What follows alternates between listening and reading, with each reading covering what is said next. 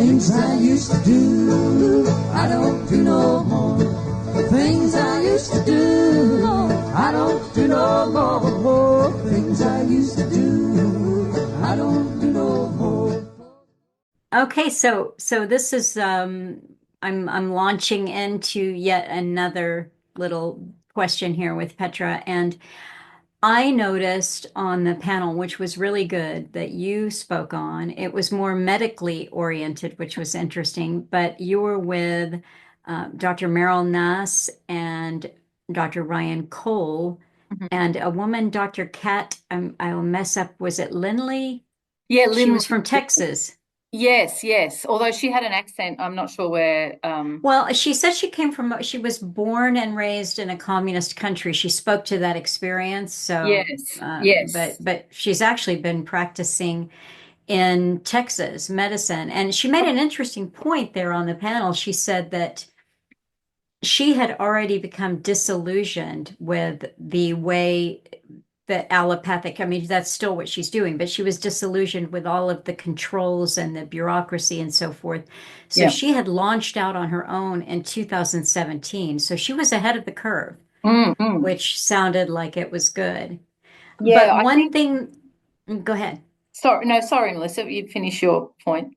Well, I was going to say that one thing that I noticed, you had Jeffrey moderating and being the host, and Dr. Ryan Cole, who was very nice and gracious, and he but what I felt was that the women seemed to be in this on this particular panel more grounded, if this is the right word, in the harsh reality of where we are. Oh, that's You, interesting. I, Hmm. I think Dr. Meryl Nass made some very good points about how was just the first battle in what is clearly an operation, and she brought up an important point, which is this is part of the move towards global governance, or what she didn't even say towards, but this is global governance, Mm. and we need to be speaking to that and really aware that this isn't, we don't just recover from this and it's business as usual. This was one battle, and this is where they're taking us.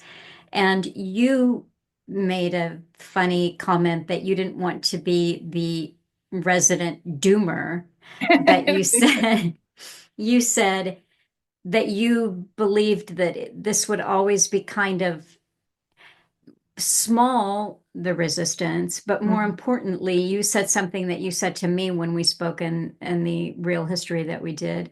You said we're really looking at a breakaway civilization here, a breakaway culture. We who see this and don't agree and want our freedom, Mm. we are breaking away Mm. from what is, because the vast majority of people don't see it and Mhm. won't see it. And I Mhm. concur with that. So Mhm. it just, I think, and I wasn't there, so I'm not going to make an assessment, but Dr. Ryan Cole, God love him, said, brought up Maha.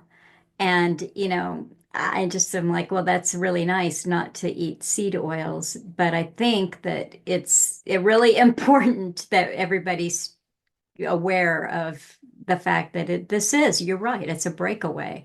People Mm. who can see this have to go and figure out for themselves as individuals and their own tiny little clans and families and the larger community, what do we make that works?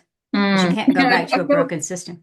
I felt a bit bad being the resident doomer, but I felt I needed to say it because I guess because there's people in the room and in on the panel that maybe have a greater access to power than is standard. There might be more uh, hope for that. I have less so, although I'm feeling a bit hopeful um, since the election. I'm sure you're not, but I feel something about at least there's some pushback to the where we were going in terms of the censorship industrial complex.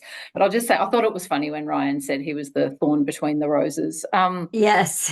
Yes, I think, I think Meryl has some really important things to say, and on her Substack, of course, about the WHO and she's doing a lot of work in that kind of space now.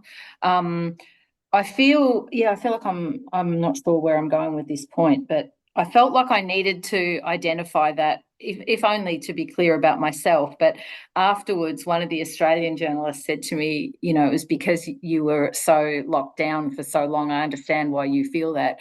Victorians were traumatized, but actually it's much better than it seems. And I said, well, I hope so, but I tend not to think so. So, I think there is viewpoint diversity on that issue, whether we're, but for me, this is a movement irrespective of the leaders, if that makes sense.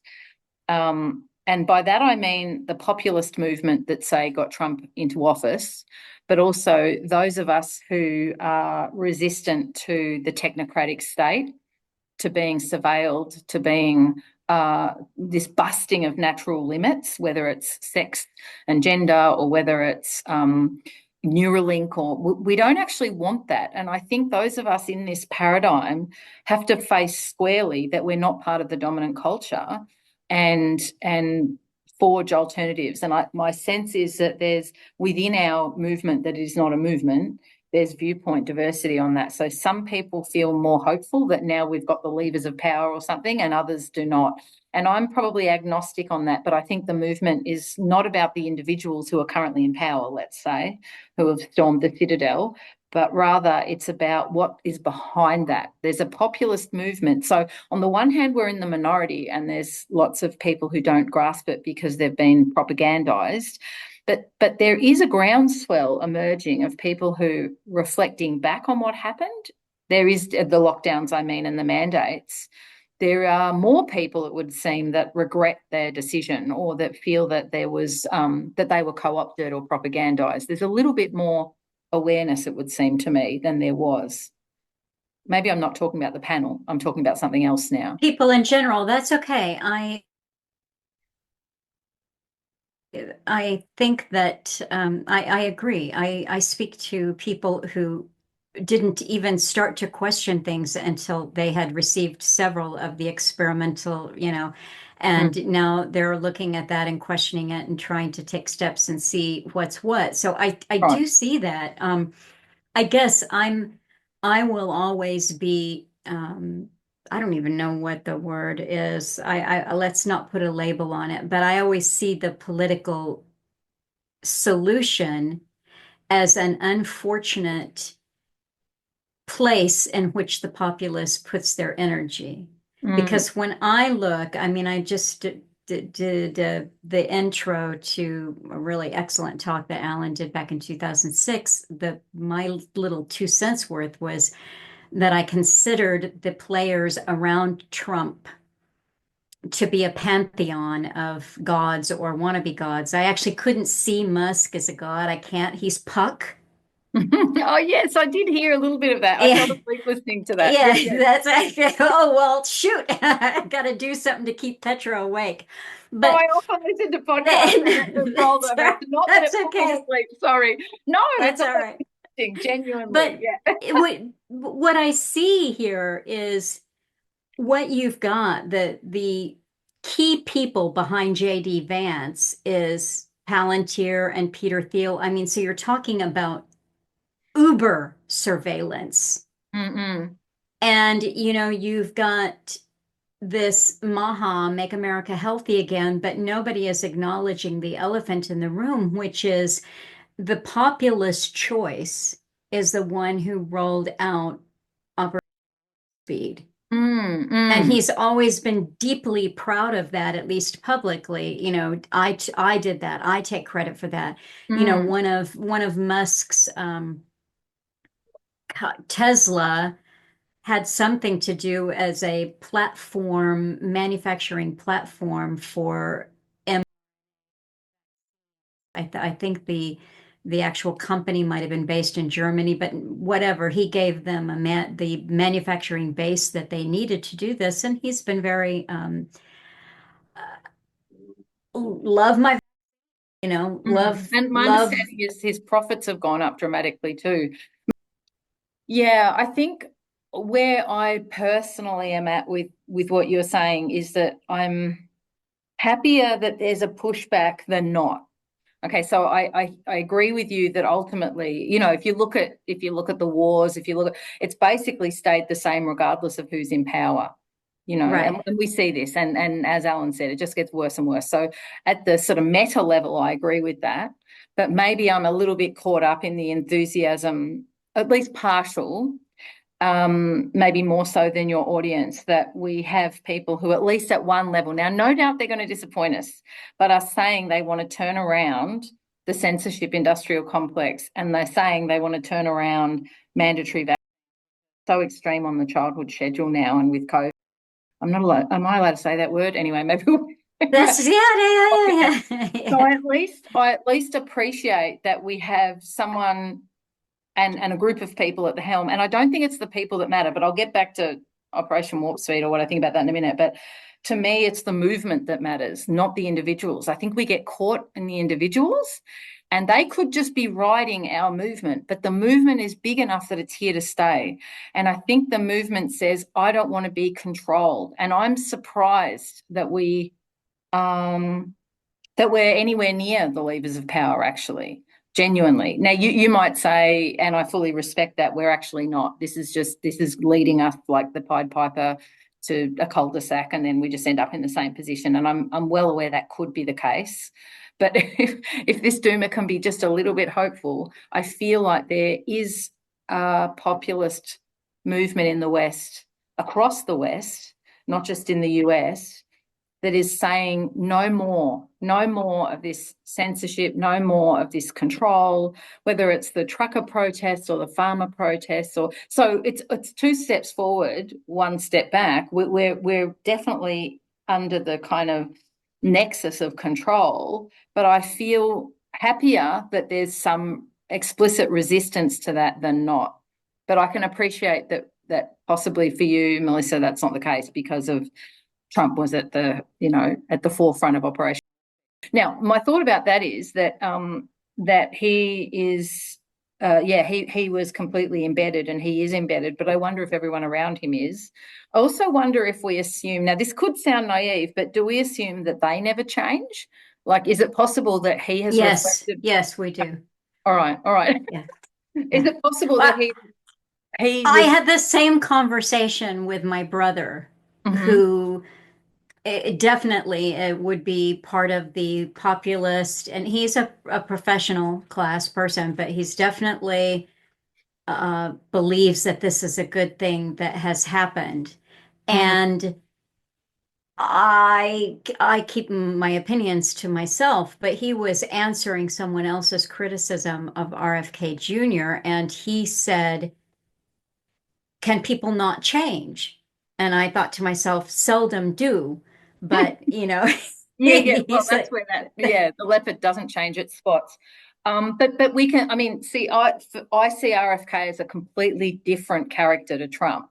And I think one of the things that's interesting about our movement that is reflected there is that we have heterodox alliances now. So in the same way that, Dick Cheney went over to the Democrats, it's extraordinary, but they are now the party of warmongering and the party of censorship and what the Republicans used to be. But my sense is that we have heterodox alliances now in the same way that I saw in the room at the Brownstone conference, or that we would have the room with your brother, me, someone else. You know what I mean? Like, there are now, we're definitely in a new political moment. And I think we need to clock that what is, it sounds a bit highfalutin, but I think the critical distinction now is around truth and love, and we could have other terms for that, but a desire to live in integrity and within natural limits, I'm calling that love, and a desire to be in reality, and I'm calling that truth, okay? So people can come to those positions from a multiplicity of political standpoints, and that's what I see happening now, and that's what I see reflected there. And so for me, RFK is a very different character because he has fought big pharma and he has fought big polluters before. I'm not saying what he does in his private life is ideal. I don't know what he does in his private life, but it looks like more than I don't care. I don't care either, actually. And I used to care more about that. But these days with the orcs at the door, I'm okay for the elves and the dwarfs to make an alliance, if we use that strategic analogy there, because the orcs are at the door, and that's a much bigger problem than if the elf leader happens to have had 3 mistresses or whatever. Do you know what I mean? I'm much more concerned about the Eye of Sauron than I am about what he does. And I guess I have a little bit, maybe I sit somewhere between you and your brother.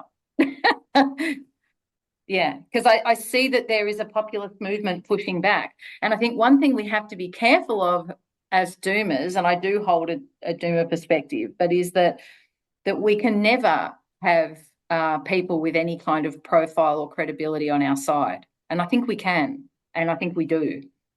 We're not only the little people who see it. There might be a couple of big people who see it too. And I'm not saying that makes them superior at all. I'm just saying that there can be people that have their hand on the lever of power, or that have advanced degrees or positions, who share our politics. And I think there are now. Well, I agree with you there, because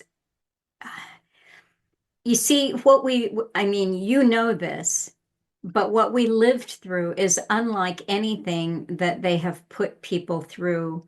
Agreed. Ever. Or ever. I agree. Ever. I think so, because I mean, I can still talk to my Aunt Betty, who was an adult at World War II. So, you know, I can have a sense of what was it really like. And there is no way that the world stopped, came to a grinding halt, no matter where you were during World War II. And I imagine it would be the same in World War I, Vietnam.